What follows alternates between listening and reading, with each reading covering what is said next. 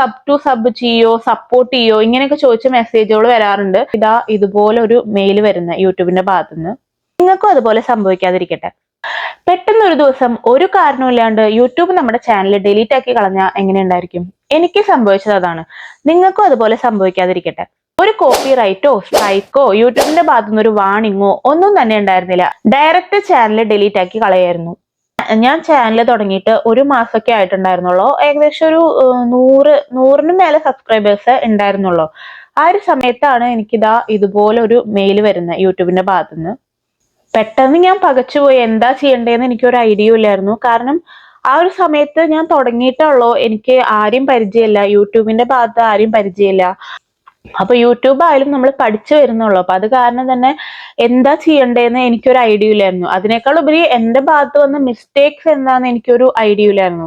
ഞാനിങ്ങനെ കേട്ടിട്ടുള്ളത് നമ്മുടെ ഭാഗത്ത് എന്തെങ്കിലും സ്ട്രൈക്കോ കമ്മ്യൂണിറ്റി ഗൈഡ് ലൈൻ സ്ട്രൈക്കോ ഒക്കെ വന്നു കഴിഞ്ഞാൽ യൂട്യൂബിന്റെ ഭാഗത്തു നിന്ന് ഒരു വാർണിംഗ് വരും, അല്ലെങ്കിൽ സ്ട്രൈക്ക് വരുവാണെങ്കിൽ 3 തവണ സ്ട്രൈക്ക് തരും.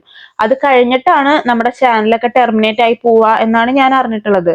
അപ്പൊ ഇതെന്താണ് പെട്ടെന്ന് ഒരു സുപ്രഭാതത്തിൽ ഇങ്ങനെ ചാനൽ പോയെന്നുള്ളത് എനിക്ക് ഒന്നും മനസ്സിലാവുന്നുണ്ടായിരുന്നില്ല. ഞാൻ ആകെ ഡൗൺ ആയി പോയി. ഇത് എനിക്ക് ആരുടെ അടുത്ത് പറയണം എന്ന് അറിയില്ലായിരുന്നു. പിന്നെ ഇങ്ങനെ ചാനൽ പോയി എന്നുള്ളത് എനിക്ക് ആരുടെ അടുത്തും പറയാനൊരു എന്താ പറയണ്ടേന്ന് അറിയാത്ത കാരണം ആരോടും പറയാനും തോന്നുന്നുണ്ടായിരുന്നില്ല.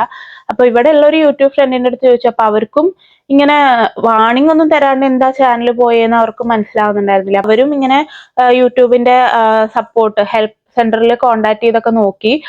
എനിക്ക് എന്താ ഒരു പ്രശ്നം വെച്ചാൽ നമ്മുടെ ഈ ഒരു ചാനൽ പോയി കഴിഞ്ഞാൽ നമുക്ക് ആ ഒരു യൂട്യൂബിന്റെ ഒരു ആക്സസ് കിട്ടില്ല, ആ ഒരു അക്കൗണ്ട് വഴിയുള്ള ആക്സസ് കിട്ടില്ല. അപ്പൊ നമുക്ക് അതുവഴി ഹെൽപ്പ് സെന്ററിൽ കോണ്ടാക്ട് ചെയ്യാനോ കമ്മ്യൂണിക്കേറ്റ് ചെയ്യാനോ ഒന്നും പറ്റില്ല. നമുക്ക് സ്റ്റുഡിയോയും കിട്ടില്ല, YT സ്റ്റുഡിയോയിലും ആക്സസ് ഉണ്ടാവില്ല, അതുപോലെ യൂട്യൂബിലും ഉണ്ടായിരിക്കില്ല. അതുപോലെ നമ്മൾ ആ ഇമെയിൽ ഐ ഡി വെച്ചിട്ട് നമുക്ക് പുതിയ ചാനൽ ക്രിയേറ്റ് ചെയ്യാനും പറ്റില്ല. ആ ഇമെയിൽ ഐ ഡി വെച്ചിട്ട് നമുക്ക് ഓൾറെഡി ഉള്ള ചാനലൊന്നും നമുക്ക് ആക്സസ് ചെയ്യാനും പറ്റില്ല. ആ ഒരു സമയത്ത് എന്താ ചെയ്യേണ്ടതെന്ന് ഞാനിങ്ങനെ ഒരുപാട് സെർച്ച് ചെയ്തു. അപ്പൊ ഞാനൊരു ഹിന്ദി ചാനലിൽ ഇങ്ങനെ കറക്റ്റ് ആയിട്ട് ഡീറ്റെയിൽ ആയിട്ട് ഫുൾ എക്സ്പ്ലെയിൻ ചെയ്തിട്ട് കൊടുത്ത് കണ്ടിട്ടുണ്ടായിരുന്നു. അതുപോലെ കറക്റ്റ് ആയിട്ട് ഞാൻ ഫോളോ ചെയ്തപ്പോൾ 2 ദിവസത്തിനുള്ളിൽ തന്നെ എനിക്ക് യൂട്യൂബിന്റെ ഭാഗത്തുനിന്ന് ഇതുപോലെ ഒരു മെയിൽ വന്നു. ഒപ്പം എന്റെ ചാനൽ തിരിച്ചു കിട്ടുകയും ചെയ്തു. അപ്പൊ എനിക്കുണ്ടായ ഈ ഒരു അനുഭവവും ഞാൻ പഠിച്ച പാഠങ്ങളും അതുപോലെ എനിക്ക് എന്റെ ചാനൽ ഞാൻ എങ്ങനെ തിരിച്ചു കിട്ടി എന്നുള്ളതിനെ കുറിച്ചിട്ട് ഒരു വീഡിയോ ചെയ്താൽ അത് നിങ്ങൾക്ക് ഉപകാരമാവും തോന്നി. അതുകൊണ്ടാണ് ഇങ്ങനെ ഒരു വീഡിയോ ചെയ്യുന്നത്. വീഡിയോയിലേക്ക് പോകുന്നതിന് മുന്നേ ഒരു കാര്യം കൂടി, നിങ്ങൾ തമ്പനെയിലിനെ കുറിച്ചിട്ടുള്ള ഒരു വീഡിയോ ചെയ്യാൻ എൻ്റെ അടുത്ത് പറഞ്ഞിട്ടുണ്ടായിരുന്നു.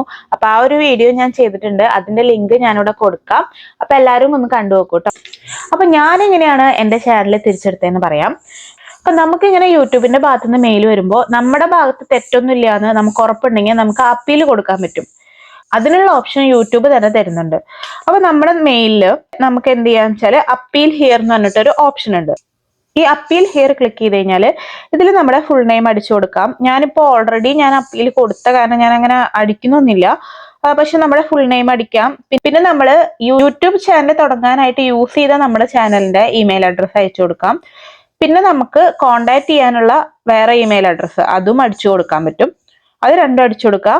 പിന്നെ നമ്മുടെ URL എവിടെ നിന്ന് എടുക്കണ്ടേന്ന് ഞാൻ പറഞ്ഞല്ലോ. ആ അപ്പീൽ കൊടുക്കാനുള്ള മെയിലില് ചാനൽ URL എന്ന് പറഞ്ഞിട്ടുണ്ടായിരിക്കും. അപ്പൊ അത് കോപ്പി ചെയ്തിട്ട് ഇവിടെ കൊണ്ടുവന്നിട്ട് പേസ്റ്റ് ചെയ്യുക. അതിനുശേഷം നമ്മൾ ഇവിടെ ഒരു എക്സ്പ്ലനേഷൻ കൊടുക്കണം. അപ്പൊ നമ്മുടെ ചാനലിൽ നമുക്ക് മിസ്റ്റേക്സ് ഒന്നും ഇല്ല എന്ന് ഉറപ്പുണ്ടെങ്കിൽ നമ്മൾ അതിനുള്ള എക്സ്പ്ലനേഷൻ കറക്റ്റ് ആയിട്ട് ഇവിടെ കൊടുക്കണം.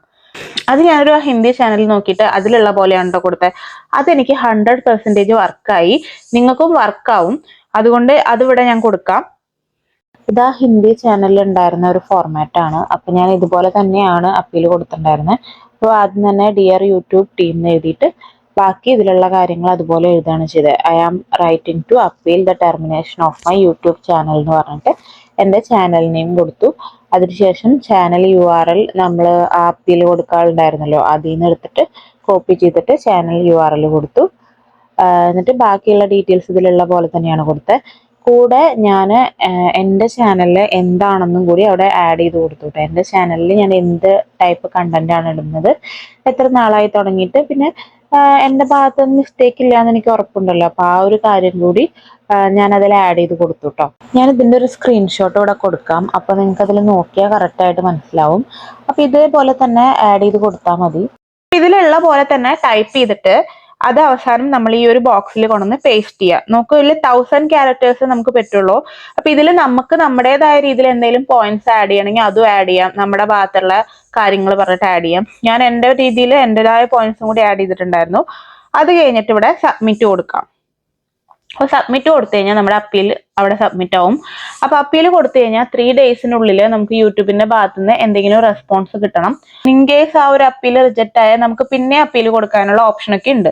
എനിക്ക് 3 ഡേയ്സ് ഒന്നും എടുത്തില്ല കേട്ടോ. എനിക്കൊരു 1.5 ദിവസം, 2 ദിവസം കൂടി എടുത്തില്ല, 1.5 ദിവസത്തിനുള്ളിൽ തന്നെ എനിക്ക് റെസ്പോൺസ് കിട്ടിയായിരുന്നു.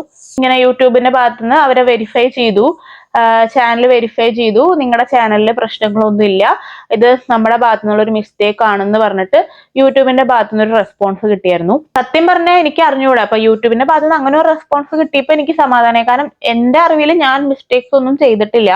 എന്ത് മിസ്റ്റേക്സ് ആണ് എന്റെ ഭാഗത്തു നിന്ന് പറ്റിയെന്ന് എനിക്ക് മനസ്സിലാവുന്നുണ്ടായിരുന്നില്ല. കാരണം ഞാൻ തുടങ്ങി കുറച്ചായിട്ടുള്ളൂ.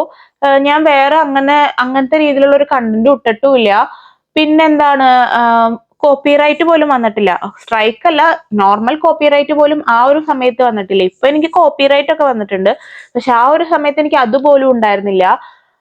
പിന്നെ എന്തുകൊണ്ടാണ് ചാനൽ ഇങ്ങനെ പോയെന്നുള്ളത് എനിക്ക് ഭയങ്കര ഡൗട്ടായിരുന്നു.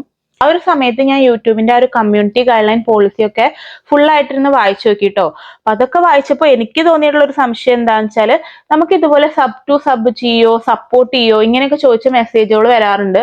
ഞാൻ അങ്ങനെ ആർക്കും മെസ്സേജ് അയക്കാറില്ല. പക്ഷെ എനിക്കായാലും സബ് ചെയ്യോ, നിങ്ങളെ സബ് ചെയ്തു, തിരിച്ചു സബ് ചെയ്യാമോ, സപ്പോർട്ട് ചെയ്യാമോ, ഇങ്ങനെയൊക്കെ ചോദിച്ചുള്ള മെസ്സേജ് വരാറുണ്ട്.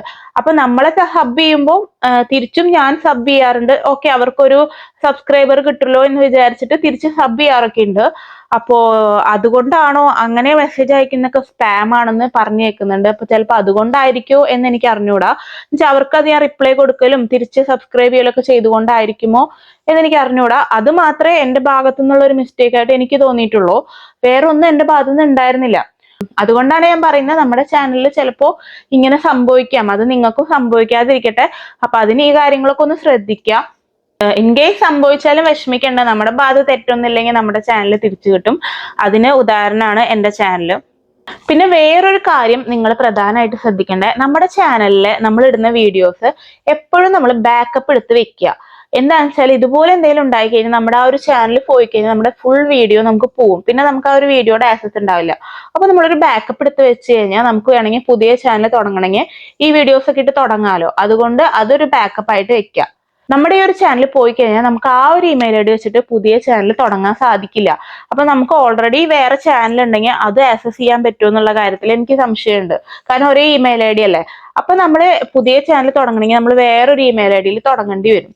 പുതിയ ചാനൽ തുടങ്ങാൻ ആഗ്രഹിക്കുന്നവരാണെങ്കിൽ വേറൊരു ഇമെയിൽ ഐ ഡിയിൽ തുടങ്ങി വെക്കുക. കാരണം എന്താണെന്ന് വെച്ചാൽ ഇല്ലെങ്കിൽ ഈ ഒരു ചാനൽ പോയി കഴിഞ്ഞാൽ നമുക്ക് ആ ഒരു ചാനലും നഷ്ടാവും. അതുകൊണ്ടാണ് പറയുന്നത്.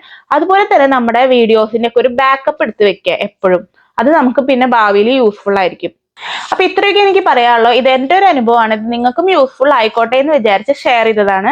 അപ്പൊ എല്ലാവർക്കും ഈ ഒരു വീഡിയോ ഇഷ്ടമായാലും ലൈക്ക് ചെയ്യാനും ഷെയർ ചെയ്യാനും അതുപോലെ തന്നെ ചാനൽ സബ്സ്ക്രൈബ് ചെയ്യാനും മറക്കരുത് കേട്ടോ. ഇതുപോലുള്ള വീഡിയോസ് ഇനിയും ആഗ്രഹം ഉണ്ടെങ്കിൽ താഴെ കമന്റ് ചെയ്യൂ കേട്ടോ. അപ്പൊ thanks for watching. Bye bye.